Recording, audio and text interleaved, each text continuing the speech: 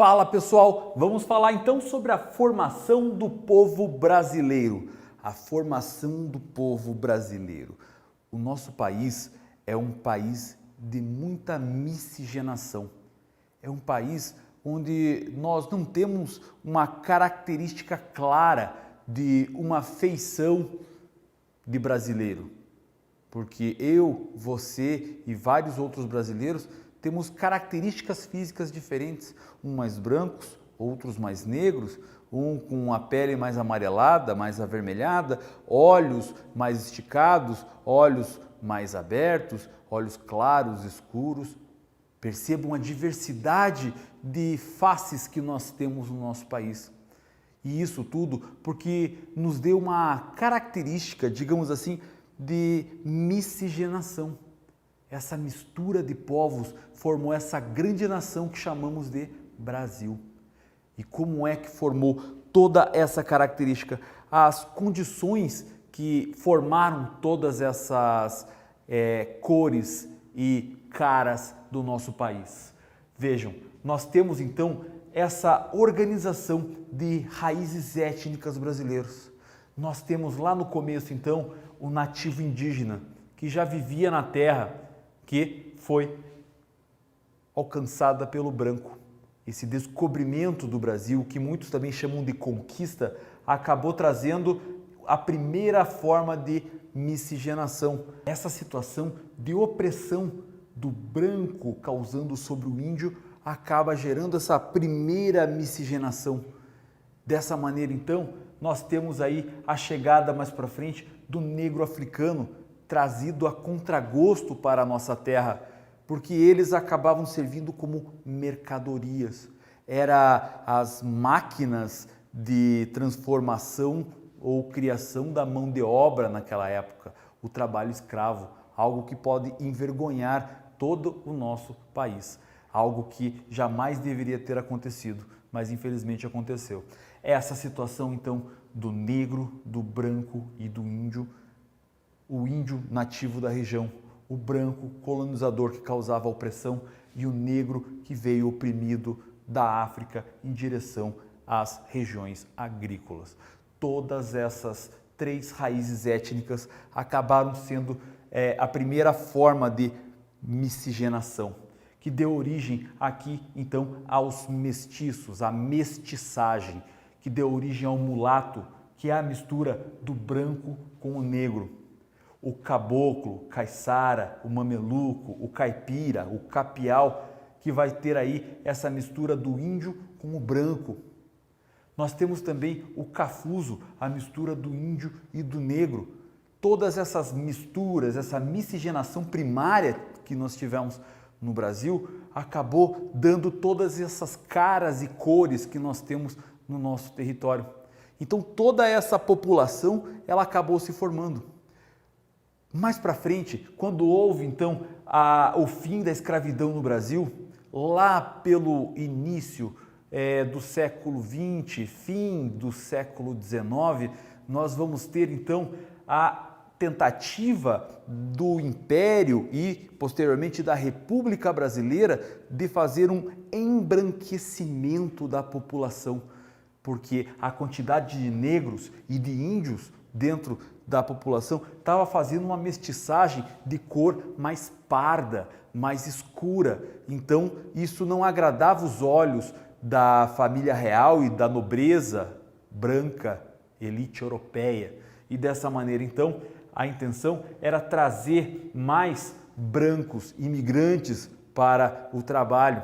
Então quando houve a abolição da escravatura, essa abolição então acabou fazendo com que os negros tornassem livres e eles foram ocupar então as cidades, principalmente ocupar onde? As áreas periféricas, as áreas onde não tinham condições de moradia, até porque quando eles saem das áreas rurais e vão para as áreas urbanas na tentativa de ganhar a vida, eles não têm oportunidades, essa população negra, essa população parda, e acaba ficando marginalizadas da sociedade. Em compensação, vem o branco europeu, que vem tomar todas essas áreas de produção agropecuária que foi deixada de lado pelos negros, que até então forçadamente era força de trabalho. Dessa maneira, então, os brancos, os italianos, vindo os alemães, os espanhóis, os ucranianos, poloneses e também os asiáticos, principalmente os chineses, os japoneses, vindo para a terra para continuar essa mistura. Continuava essa mestiçagem do mulato, do caboclo, do caiçara, mameluco, caipira, capial, o cafuso, mas agora nós tínhamos ainda uma outra mistura, a mistura de todos esses com o asiático, que passamos a chamar de Ainako. Ainako, a palavra em japonês é justamente essa, misturado. E essa ideia de miscigenação, ela só vai dar continuidade, uma vez que toda essa população vai continuar fazendo essa mistura. E aí nós temos essa grande diversidade de caras e cores do Brasil, essa grande diferença, onde não podemos dizer necessariamente que eu sou a face brasileira, eu tenho a característica de uma pessoa brasileira, porque o grande barato do brasileiro é isso, é não ter uma feição. Talvez você entenda o que é um japonês, você entenda o que é um alemão, você entenda o que é um americano, um australiano, mas você não pode dizer o mesmo de um brasileiro, uma vez que nós somos uma grande mistura. E aí, essa grande mistura vai dar origem à nossa composição étnica, que com o tempo essa mistura ela foi se desenvolvendo. Quando há aplicações artificiais e tentativas de fazer mudanças, acabam que não necessariamente eles conseguem mudar, mas eles conseguem alterar essa composição étnica com o tempo. Importante lembrar que lá em 1872, antes da abolição da escravatura, nós tínhamos aqui uma composição quase igual entre brancos e pardos. Eles não chamavam de negros, eles chamavam de pardos.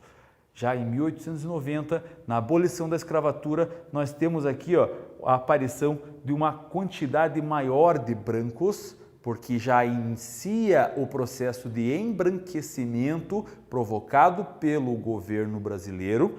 E aí, dessa maneira, nós passamos aqui 50 anos e nesses 50 anos já vamos ter a presença aqui de pretos.